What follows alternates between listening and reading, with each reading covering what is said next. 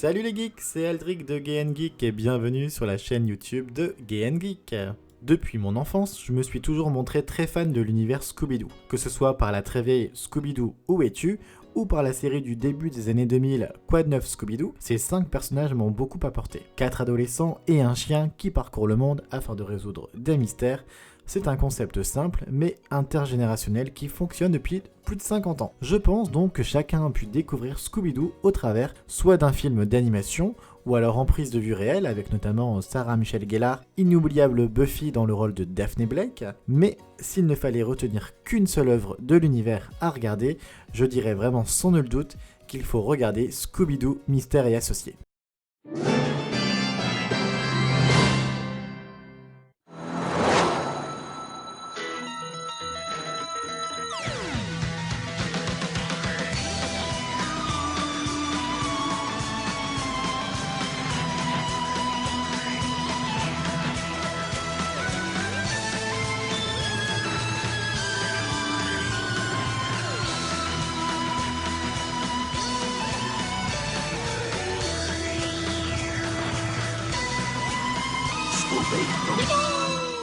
Diffusé entre 2000 et 2013 sous forme de 52 épisodes répartis en 2 saisons de 26 épisodes, sur Cartoon Network et en France sur France 3 dans l'émission Bunny Tonic, cette série est la 11e série de l'univers. Totalement à part et sans rapport avec les anciennes séries, de nouveaux éléments viennent changer tout le contexte.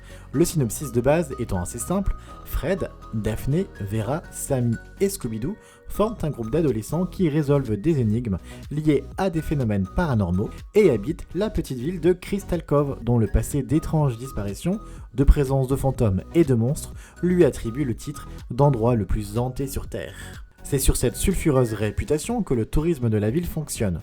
Aussi, de nombreux habitants, dont certains des parents des héros, ne voient pas d'un bon œil que les ados dévoilent les supercheries mises en place par les criminels et autres charlatans. Tout au long de la série, une intrigue fil rouge va venir se tisser autour du groupe. Message énigmatique d'un étrange Monsieur E, des indices indiquant que d'autres équipes de mystères associés ont existé avant eux et encore bien d'autres secrets. Si cette série se distingue des autres, c'est en premier lieu par son intrigue plus sérieuse et digne de véritables séries.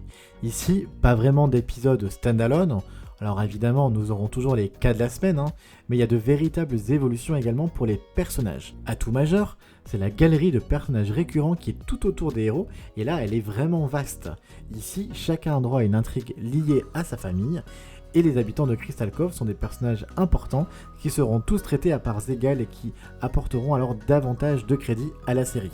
Du côté de nos personnages principaux, si les bases de chacun sont les mêmes, certains détails et ajouts viendront étoffer chacune des personnalités. On va commencer par Frederick Jones, dit Fred. C'est le meneur du groupe, l'adolescent plutôt beau garçon et passionné par la construction de pièges. Si bien que cela en devient presque obsessionnel.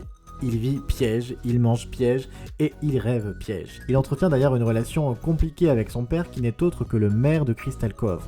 Ce dernier n'approuve pas le choix de son fils de résoudre des mystères et tente de l'arrêter régulièrement. Le blondinet, lui, n'attend qu'une chose, obtenir la reconnaissance de son père.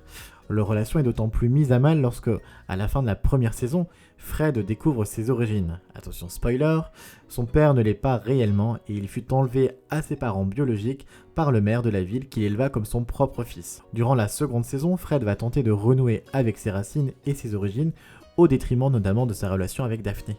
Car oui, si dans la plupart des films et des séries la relation des deux adolescents est indiquée, voire parfois assumée, ici elle est pleinement au cœur de l'intrigue.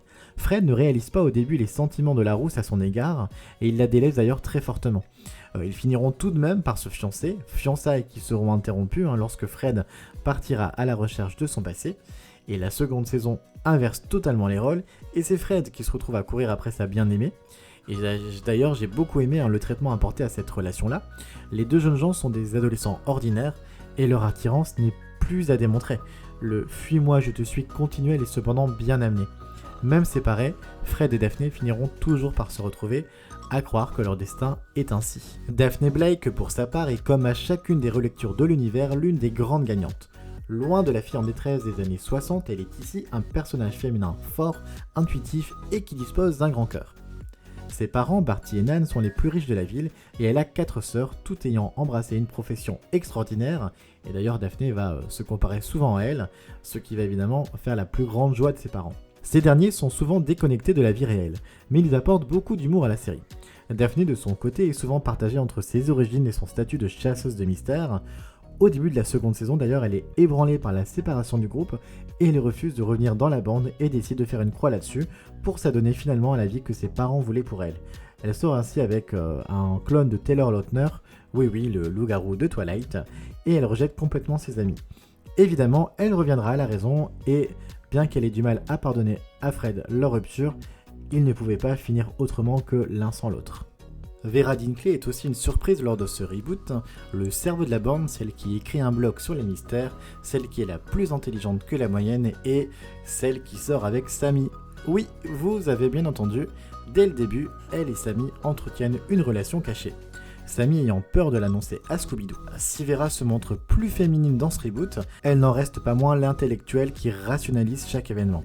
Ses parents, Angela et Dale, dirigent le musée paranormal de la ville.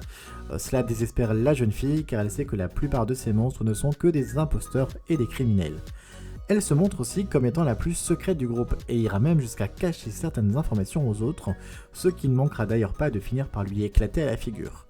Elle entretient également une amitié assez particulière avec Marcy, dite Miss Haute Boudin. Cette adolescente très nerd se faisait passer pour un monstre dans l'un des épisodes de la première saison, et Vera et elle se rapprocheront lorsqu'elles travailleront toutes les deux pour Monsieur E entre les deux saisons.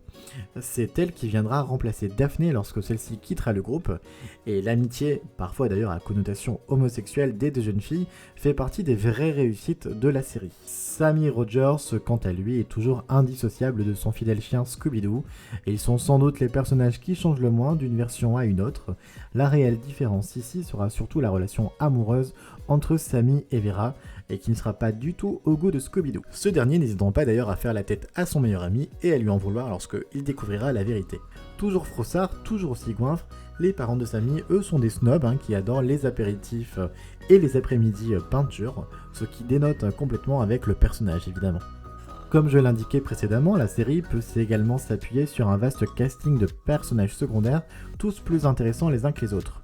Le shérif incompétent, Bronston Stone, qui voue une passion démesurée pour le premier maire de la ville et qui entretient une relation amour-haine avec le second maire, Janet Nettles en fait partie. Cette dernière, Janet, est d'ailleurs une figure positive pour le groupe de jeunes. Il y a également Angel Dynamite qui se révèle être en réalité Cassidy Williams, membre original des Mystères Associés, dont toute l'intrigue de rédemption amènera une dimension inédite dans une série telle que Scooby-Doo. Et je ne vais pas m'étancher sur la partie principale de la série. Si jamais vous avez envie de la regarder, et que c'est pas déjà fait, sachez juste qu'on en a vraiment pour notre argent. Lorsqu'on comprend peu à peu à quel point toute la ville de Crystal Cove, son passé, ses habitants, tout ça est lié au mystère principal, on ne peut vraiment être que admiratif devant l'écriture de la série. Une écriture qui garde d'ailleurs tout son humour avec de nombreuses références et des crossovers avec d'autres séries. Pour en citer quelques-uns, on va penser à Brenda et Dylan, oui, les personnages de la série Beverly Hills, qui se retrouvent régulièrement victimes des monstres dans différents épisodes. Il y a également l'apparition de nombreux personnages de l'univers Hanna-Barbera. On va citer par exemple Buggy Boy, le Capitaine Caverne, Montalo ou The Funky Phantom, et bien encore le récurrent Vincent Van Gogh, l'un des héros de la série Les 13 fantômes de Scooby-Doo, qui également a un rôle assez récurrent. En termes d'animation, la série est de très bonne facture. Là encore, à mon sens, elle fait partie du haut du panier, de ce que l'univers lui peut proposer.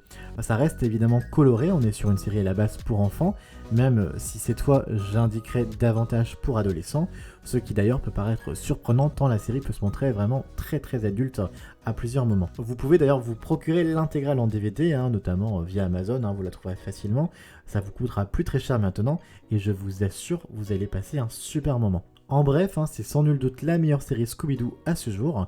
Mystère, aventure, intrigue feuilletonesque, personnages très développés, ainsi que personnages secondaires aussi bien développés. C'est une belle animation et 52 épisodes qui vont vous plonger totalement dans le mystère de Crystal Cove, et moi j'en redemande. Dans les points vraiment positifs, comme je vous l'indiquais, il y a vraiment les personnages, l'intrigue qui est fil rouge pour la série, et une série qui se veut plus adulte. En point un peu négatif, parce qu'il faut quand même en avoir quelques-uns, il y a certains cas de la semaine qui sont un petit peu trop faciles quand même. Que ce soit la seule série aussi de l'univers qui est dans ce genre, c'est dommage quand on regarde les autres séries. Et enfin, le méchant Périclès que moi j'ai vraiment trouvé très agaçant sur le long terme. Si vous avez vu cette série ou si vous comptez la regarder, n'hésitez pas à laisser un commentaire ou à donner votre opinion également. Je serais ravi d'en débattre avec vous. En attendant, n'hésitez pas à nous suivre sur les réseaux sociaux et je vous souhaite une très bonne journée. À bientôt les geeks!